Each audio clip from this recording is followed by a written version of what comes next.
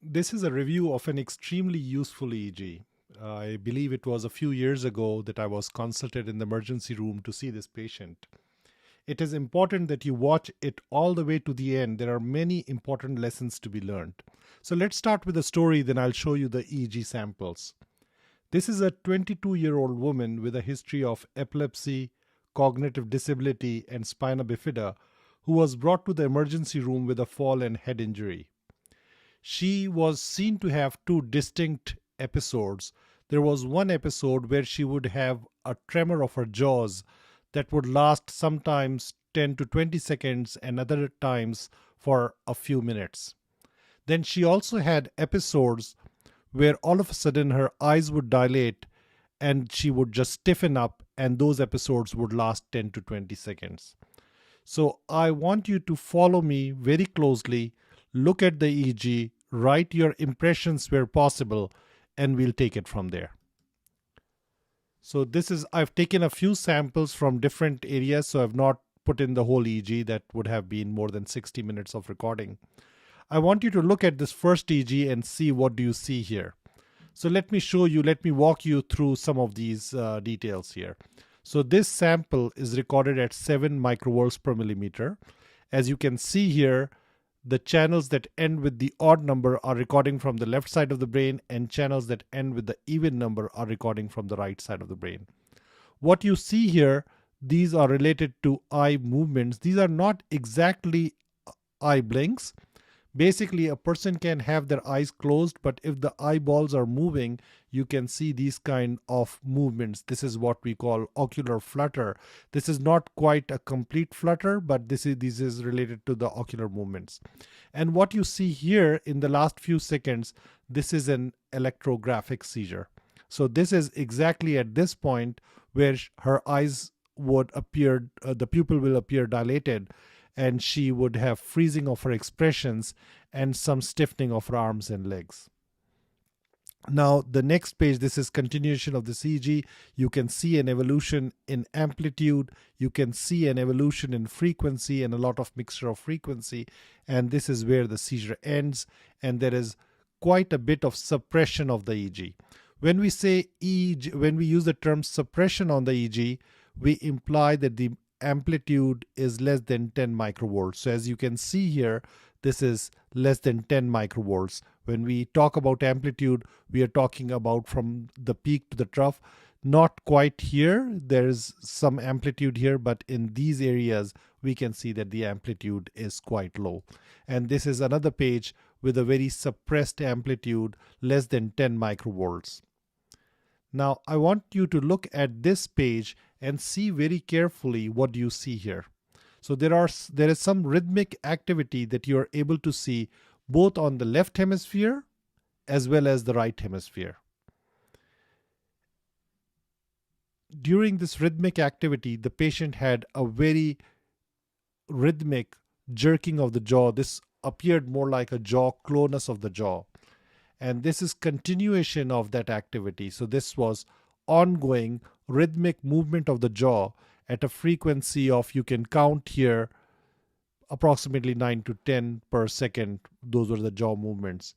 And what happened here is basically I just held the jaw. So I was in the emergency examining this patient while the EEG was running, and I just held the jaw right at this point, and you can see that the activity completely disappeared.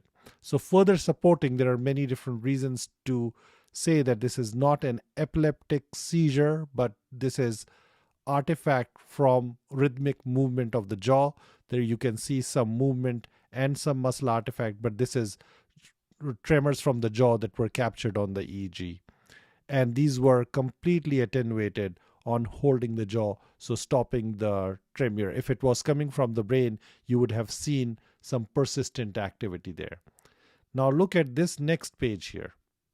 This is very interesting. In fact, one of the very interesting EEGs that I've seen for a while.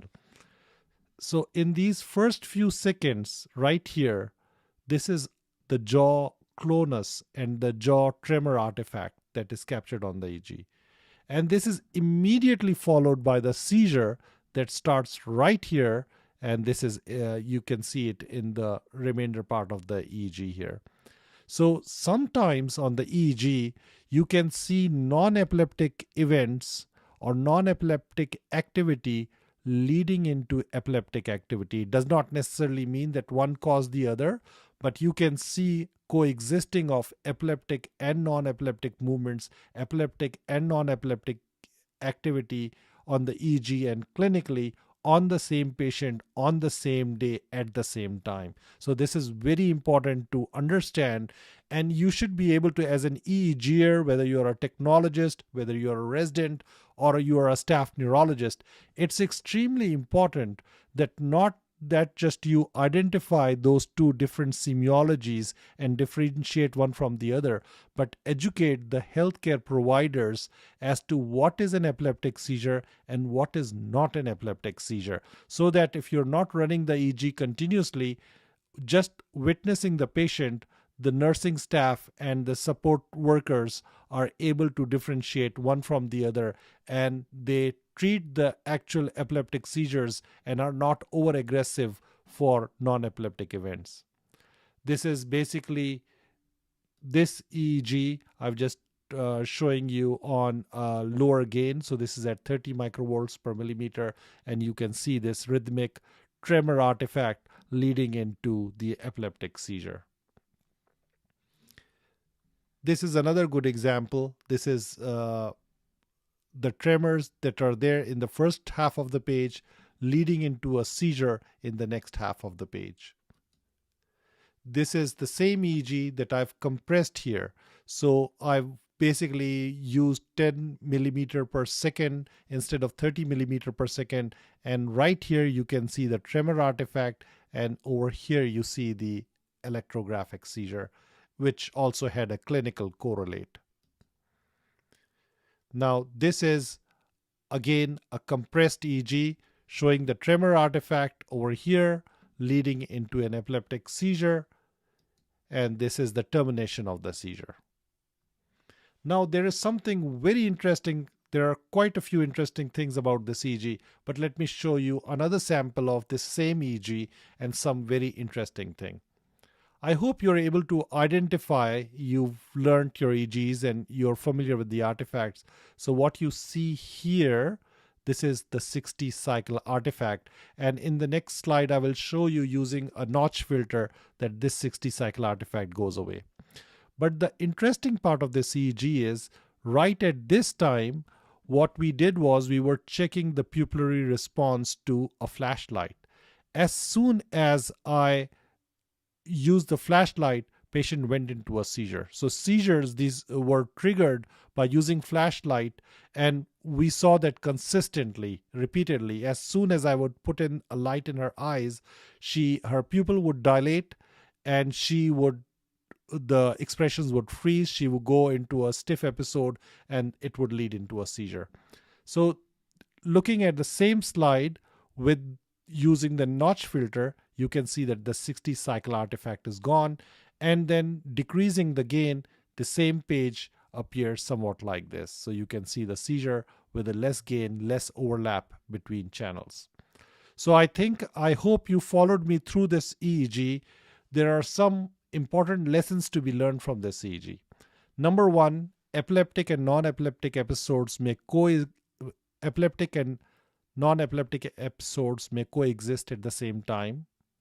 Non-epileptic episodes sometimes can be attenuated by certain manipulations. So in this case, with the jaw tremors, just holding her jaw, you did not see the rhythmic activity anymore on the EEG. Epileptic seizures sometimes can be triggered even by a trivial stimulation such as a flashlight. So just because it is triggered by stimulation does not mean that it's not an epileptic seizure. So keep that in mind. All rhythmic activity on the EEG is not necessarily epileptic. Ideally, when you record an EEG, you should have a video and look at the video, what's happening during that time, but also try to see if it follows a certain electrical field, whether it fits with an epileptic seizure or not. In this case, when we looked at the artifact resulting from the tremors of the jaw, that did not have a very clear field, and that was an artifact from the jaw tremor. Sometimes epileptic activity can follow non-epileptic events. In the same patient, as we saw here, the patient had the that led into jaw tremors that led into the epileptic seizure. EEG is very useful to help educate the healthcare providers about the difference between epileptic and non-epileptic activity. So what ended up with this patient is basically she was diagnosed with status epilepticus. She was having electrographic and clinical seizures occurring every minute or every few minutes. But I was able to educate the nursing staff and the healthcare providers and intensivists that these episodes, the ones with the jaw tremor, were not epileptic seizures, and the ones with the eye dilatation of the pupil and freezing of the expressions was in fact epileptic seizures. So they were able to differentiate one from the other. And then when you are able to educate the healthcare providers, patients don't get over treated. I hope this is helpful. Thank you very much. If you've come across patients that have both epileptic and non-epileptic seizure, I would love to hear from you to see what have been your experiences. Thank you so much.